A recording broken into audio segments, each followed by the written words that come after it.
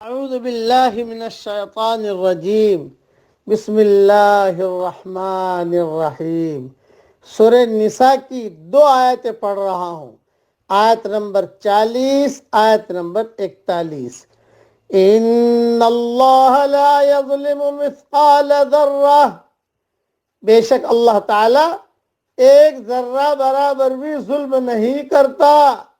وَإِن تَكُ حَسَنَةً يُضَاعِفْهَا وَيُؤْتِ مِن لَّدُنْهُ أَجْرًا عَظِيمًا، اور اگر نیکی ہو تو اسے دوگنی کر دیتا ہے اور خاص اپنے پاس سے بہت بڑا ثواب دیتا ہے۔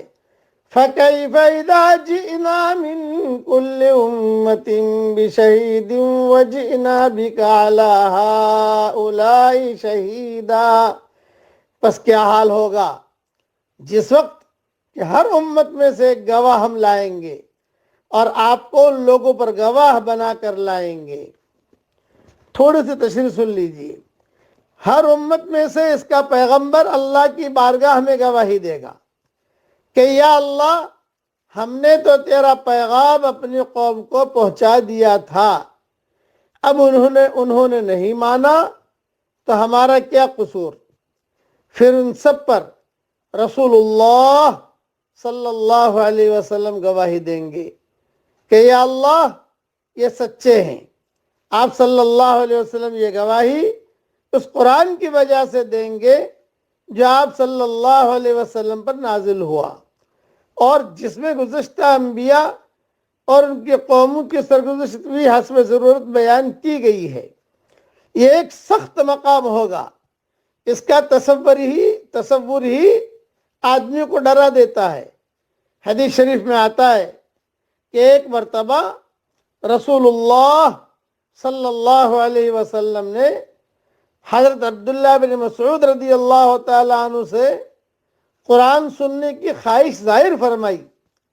وہ سناتے ہوئے جب اس آیت پر پہنچے تو آپ صلی اللہ علیہ وسلم نے فرمایا، بس اب کافی ہے، بس اب کافی ہے۔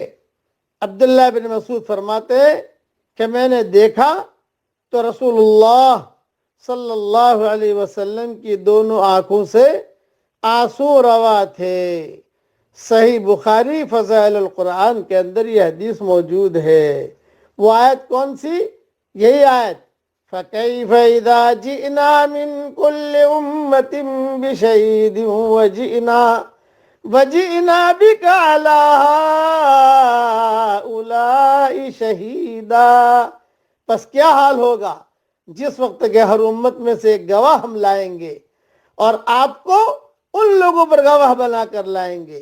اس آیت پر عبداللہ بن مسعود پہنچے تو رسول اللہ صلی اللہ علیہ وسلم رونے لگے۔ اس لیے قیامت کا دن بڑا سخت دن ہے۔ اب پڑھیے میرے ساتھ تاکہ قیامت کے دن کی رسوائیوں سے اللہ تعالی ہم سب کی حفاظت فرمائے اور وہاں ہمارے نامہ اعمال میں بہت نیکیاں لکھی جائے، بہت نیکیاں لکھی جائے۔ پڑھو میرے ساتھ، ربنا ہب لنا من ازواجنا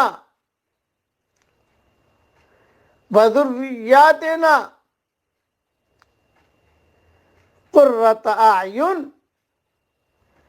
وجعلنا للمتقین اماما، اے ہمارے پیارے رب، ہماری بیویوں کو اور ہماری اولادوں کو ہماری آنکھوں کا ٹھنڈک بنا اور ہمیں متقیوں کا امام بنا۔ مرکز نظام الدین میں بنگلے والی مسجد میں رمضان کا مہینہ تھا، خوب ٹھنڈی تھی اور تہجد کے وقت میں میرے والد صاحب رحمۃ اللہ علیہ نے مجھے یہ آیت سنائی تھی اور کہا تھا کہ بیٹا، اپنے کو صرف متقی نہیں بننا، اپنے کو متقیوں کا امام بننا ہے۔ یہ مجھے بار بار کہتے تھے، وَجْعَلْنَا لِلْمُتَّقِينَ إِمَامًا، وَجْعَلْنَا لِلْمُتَّقِينَ إِمَامًا۔ یہ ابا پڑھتے تھے اور روتے تھے کہ اپنے کو جو ہے صرف متقی نہیں بننا، متقیوں کا امام، متقیوں سے بھی بڑا بننا ہے ہم کو، کہ ہمارے پیچھے متقی ہوں۔ اللہ تعالیٰ یہ دعا ہم سب کے لیے قبول فرمائے، اور ہماری قیامت تک کے آنے والی نسلوں کے لیے اللہ ڈھیروں خوشیاں مقدر فرمائے۔ آمین۔ وآخر دعوانا ان الحمد للہ رب العالمین۔